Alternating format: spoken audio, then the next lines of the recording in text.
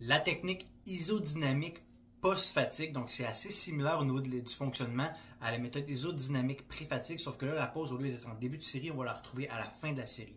Et pourquoi on fait ça, en fait, c'est que cette fois-ci, l'objectif, ça va être de vraiment développer un muscle qui est beaucoup plus faible ou qui est moins volumineux. Donc, c'est une technique, encore une fois, d'hypertrophie qui est plus axée justement sur l'esthétisme.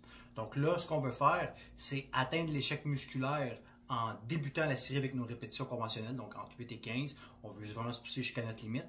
Et là, par la suite, pour continuer à créer du stress, envoyer de l'influx nerveux au niveau du muscle qu'on a sollicité, on va incorporer une pause dans la position de contraction durant 10 à 20 secondes à la fin de la série.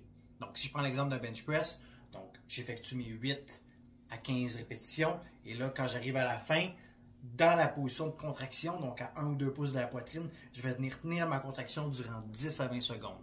Ce que ça nous permet de faire, comme je l'ai mentionné, c'est que ça permet de continuer à envoyer de l'influx nerveux au niveau du muscle.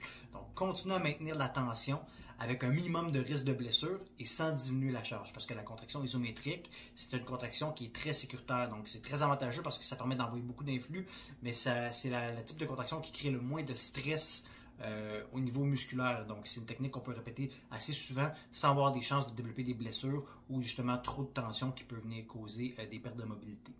Donc, vraiment une méthode très intéressante, encore une fois, incorporée sur des mouvements qui sont, sur des groupes musculaires en fait qui sont plus faibles ou qui sont moins développés, parce que ça va nous permettre de créer plus de mind-muscle connection, donc faire en sorte qu'on est capable de plus facilement activer des fibres musculaires dans ce muscle-là, et ça nous permet de dépasser notre seuil de fatigue normale sans augmenter nos chances de blessure.